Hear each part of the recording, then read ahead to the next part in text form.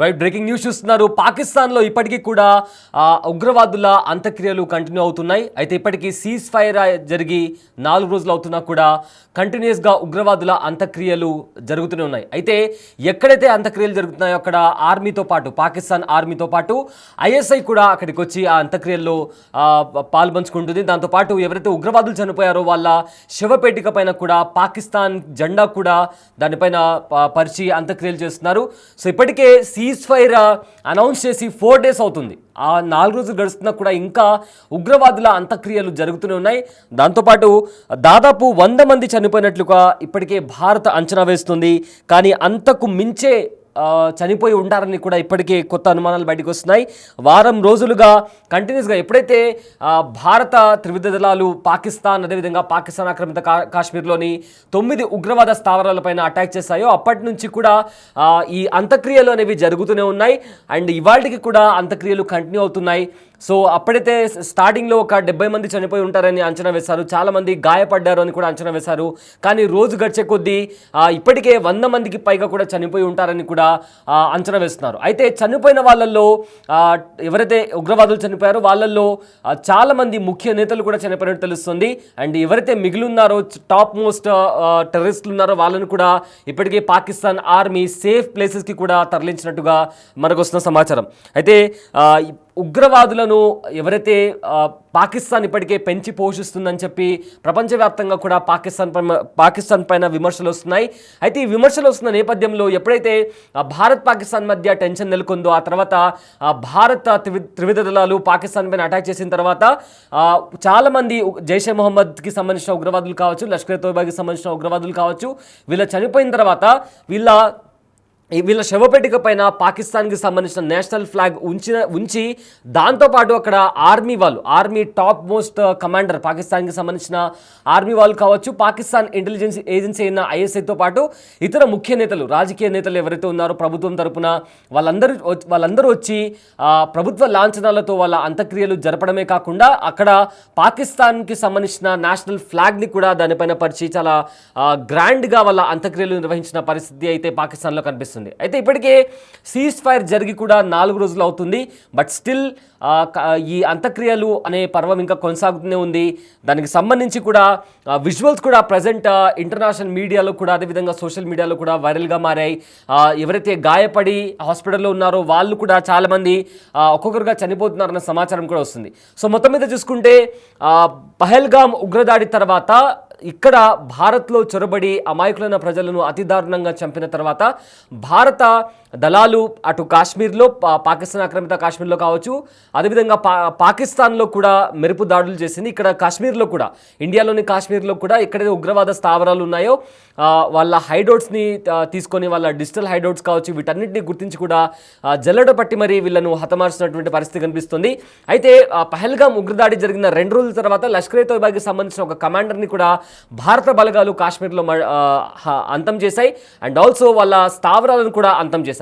అయితే రీసెంట్గా నిన్న కూడా ఎవరైతే 3 లష్కర్ తోయిబాకి సంబంధించిన ఉగ్రవాదులు కూడా కాశ్మీర్లోని సోఫియాన్ ప్రాంతంలో కూడా దాగి ఉన్నట్టు తెలిసిన తర్వాత కూడా అక్కడ కూడా సర్చ్ ఆపరేషన్ చేపట్టి అక్కడ దాగి ఉన్న ఉగ్రవాదులను కూడా హతం చేశారు. అయితే ఈ కంప్లీట్గా భారత త్రివిధ దళాలు ఉగ్రవాదం పైన ఉక్కుపాదం మోపడానికి కంటిన్యూస్గా సర్చ్ ఆపరేషన్ కావచ్చు, లేదా వాళ్ళను ఈ క్రాస్ ఫైరింగ్ జరిగేటప్పుడు వాళ్ళని ఎన్కౌంటర్ చేసే ప్రయత్నంలో కూడా ఇప్పటికే చాలామంది ఇటు జమ్మూ కాశ్మీర్లో కూడా కొంతమంది అంతం చేశారు. అండ్ ఆల్సో మెరుపు దాడులు చేసిన తర్వాత ఎప్పుడైతే పాకిస్తాన్ రిటాలియేట్ చేసిందో మళ్ళీ అగైన్ భారత కొన్ని ప్రధాన నగరాలపైన, లాహోర్ కావచ్చు, కరాచీ కావచ్చు, సియాల్కోట్ కావచ్చు, ఇలాంటి ప్రదేశాల్లో డ్రోన్ అటాక్స్, అలానే మిజైల్స్తో కూడా అటాక్స్ చేసింది.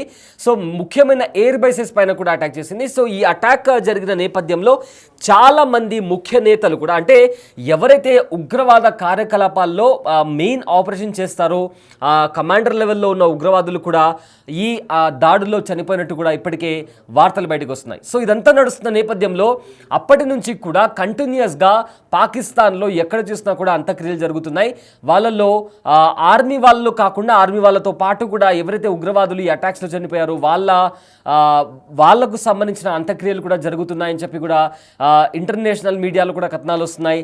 అయితే అంతేకాకుండా ఇక్కడ ఇంకో ఇంపార్టెంట్ పాయింట్ ఏంటంటే పాకిస్తానీ నేషనల్ ఫ్లాగ్ని కూడా వాళ్ళ శవపేటిక పైన ఉంచి అక్కడ ఆర్మీ వాళ్ళు రావడం, ఐఎస్ఐ వాళ్ళు కూడా అంత్యక్రియలో భాగం అవ్వడం అనేది ఇప్పుడు తీవ్ర చర్చకు దారితీసింది. ఎందుకంటే ఒక కంట్రీకి సంబంధించిన నేషనల్ ఫ్లాగ్ అనేది ఏ దేశానికైనా వాళ్ళకు ఒక గర్వం లాంటిది, ఒక ప్రైడ్ లాంటిది. ఎందుకంటే దేశానికి సంబంధించిన సావరినిటీని, లెగసీని, హిస్టరీని కూడా క్యారీ చేస్తుంది. అలాంటి ఫ్లాగ్ని ఎవరైతే దేశం కోసం ప్రాణాలు అర్పిస్తారో లేదా దేశ ప్రజల బాగోగులను చూసుకుంటారో, ఒక ప్రైమ్ మినిస్టర్ లెవెల్ వ్యక్తి కావచ్చు లేదా ఇలాంటి హై లెవెల్ వ్యక్తులు, వాళ్ళు చనిపోతే వాళ్ళకు ఒక రెస్పెక్ట్, వాళ్ళకు ఒక ట్రిబ్యూట్ ఇచ్చే విధంగా కూడా ఆ దేశపు జెండాని వాళ్ళ శవపేటిక పైన పెట్టడం జరుగుతుంది. కానీ పాకిస్తాన్లో మాత్రం ఇది కాస్త భిన్నంగా జరుగుతుంది.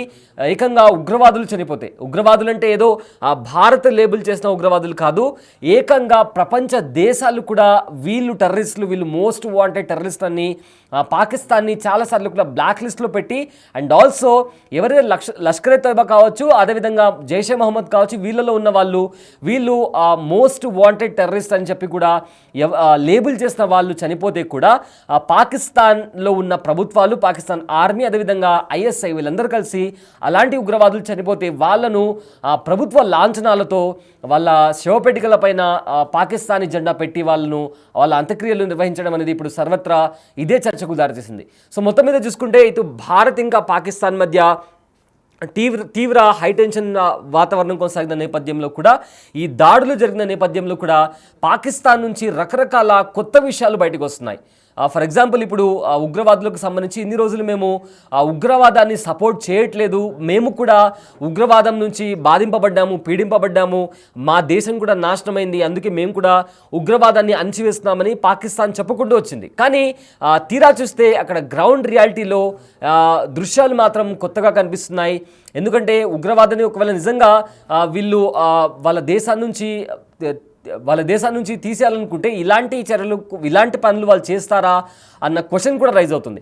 ఇంకో ముఖ్యమైన అప్డేట్ ఏంటంటే రీసెంట్గా కూడా ఇవాళ పాకిస్తాన్ ప్రభుత్వం కూడా ఎవరైతే చనిపోయారో, ముఖ్యంగా ఆర్మీ వాళ్ళు అండ్ దాంతోపాటు ఎవరైతే జైషే మహమ్మద్కి పనిచేసిన వాళ్ళు కావచ్చు లేదా లష్కరే తోయిబాకి పనిచేసిన వాళ్ళు, వీళ్ళకు కూడా అంటే వాళ్ళు చనిపోయిన వాళ్ళ కుటుంబాలకు కూడా డబ్బులు ఇస్తాము, అంటే ఆర్థికంగా ఆదుకుంటాము, వాళ్ళ కుటుంబానికి అండగా ఉంటాము, ప్రభుత్వం తరపున మేము చేయగలిగేది ఏమైనా ఉంటే ఖచ్చితంగా చేస్తామని కూడా వాళ్ళకు కోట్లల్లో కూడా డబ్బులు ఇవ్వడం అనేది కూడా ఇప్పుడు రీసెంట్గా వచ్చిన ఒక బ్రేకింగ్. అయితే అది కూడా తీవ్ర చర్చానీయాంశమైంది. సో అంతర్జాతీయంగా కూడా పాకిస్తాన్ వైపు కూడా చాలా ప్రశ్నలు తలెత్తుతున్నాయి.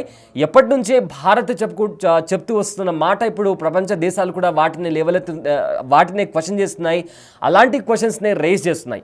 అయితే భారత్ కూడా ఇప్పటికే చాలా స్పష్టంగా చెప్పింది, ఇన్ కేస్ మరోసారి ఎప్పుడైనా ఒకవేళ పాకిస్తాన్ నుంచి వచ్చిన ఉగ్రముక్కలు కానీ లేదా పాకిస్తాన్ కానీ ఎలాంటి దాడి చేసినా కూడా దాన్ని ఖచ్చితంగా మేము యుద్ధంలాగా దాన్ని కన్సిడర్ చేసి మా తరపు నుంచి కూడా రిటాలియేషన్ అనేది చాలా బలంగా ఉంటుందని కూడా ఇప్పటికే భారత్ కూడా చెప్పడం జరిగింది. అయితే అజహర్ మసూద్, ఎవరైతే most wanted terrorist Azhar Masood ఉన్నాడో, అతని కుటుంబంలో కూడా కొంతమంది అతని కుటుంబ సభ్యులు కూడా చనిపోవడం జరిగింది.